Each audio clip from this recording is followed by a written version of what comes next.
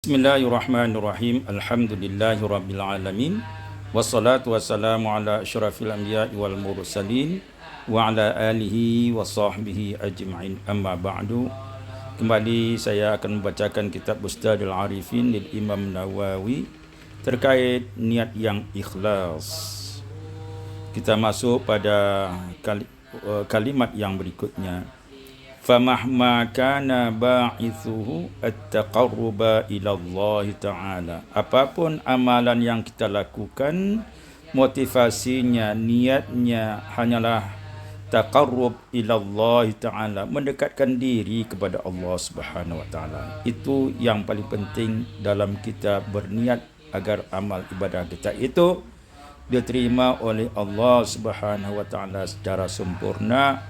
Walakin iza adafa ilaihi khutwatan min hadhil khutwat, tetapi apabila telah dicampurkan dengan langkah-langkah seperti yang disebutkan di atas, itu bercampur dengan niat-niat yang keduniaan, ya, niat-niat yang selain dari Allah Subhanahu wa taala, niat-niat yang selain dari karena Allah Subhanahu wa taala, hatta saral amal, sehingga amal itu pahalanya, kebajikannya akhaffa alaihi,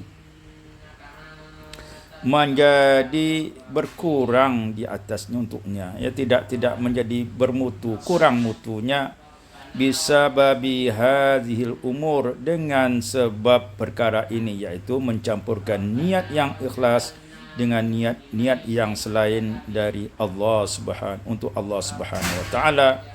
Fa kharaja amaluhu, maka keluarlah amalnya, an haddil ikhlasil kamil, dari ketentuan niat yang ikhlas yang sempurna, dari batas niat ikhlas yang sempurna, maka tidak sempurna niat ikhlasnya.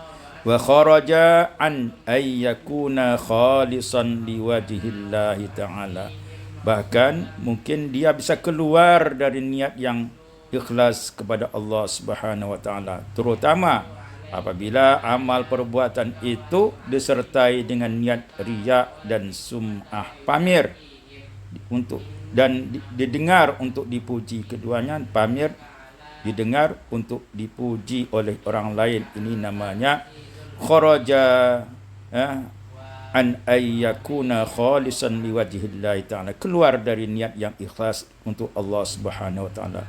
Wa tatruqa, bahkan bisa menjadi dia masuk kepada asyirkul khafi, syirik yang kecil, syirik yang tersembunyi, yang tidak dirasakan, ai min haitsu la yash'ur, yaitu syirik yang tidak dapat dirasakan tapi ada, karena mencampurkan niat itu dengan selain Allah Subhanahu wa taala, termasuk niat yang riya, pamir dan sum'ah. Na'udzubillah.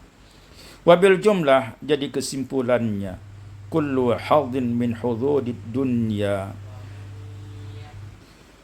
wa kullu hadin min hududid dunya, jadi setiap amal ibadah yang diniatkan untuk keberuntungan, manfaatnya keduniaan, tastarihu ilai nafsu, dan senang hati jiwanya untuk niat yang seperti ini, wa yamilu ilaihil qalbu, dan hatinya cenderung untuk niat tersebut, niat untuk keduniaan saja, bukan niat karena Allah.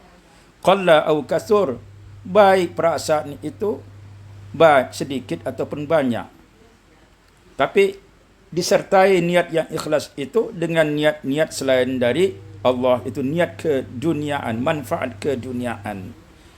Idzan tatruqa ilal amali takdiru bihi saffuhu, jadi masuklah, ya, amal perbuatannya itu kepada sesuatu yang mengeruhkan kemurnian niatnya, artinya niatnya tidak sempurna, tidak sempurna niat ikhlas itu. Wazala bihi ikhlasuhu, bahkan bisa jadi niat yang ikhlas itu hilang. Fa innal khalisa minal amal, karena niat kemurnian amal itu, iaitu niat yang ikhlas itu dalam kita beramal, huwallazi, iaitu la ba'itha alaihi, tidak ada motivasi, tidak ada keinginan niat dalam beramal itu illa talabul qarbi minallahi ta'ala, kecuali adalah untuk mendekatkan diri kepada Allah Subhanahu wa taala. Inilah niat yang terpenting yang kita tanamkan dalam ibadah kita, dalam aktivitas kita, sehingga dia menjadi nilai ibadah kita dalam berkeluarga, dalam bermasyarakat, dalam menuntut ilmu, mencari nafkah. Niatlah lillahi ta'ala, untuk mendekatkan diri kepada Allah Subhanahu wa taala, untuk menjalankan kewajiban kita yang telah diwajibkan oleh Allah Subhanahu wa taala.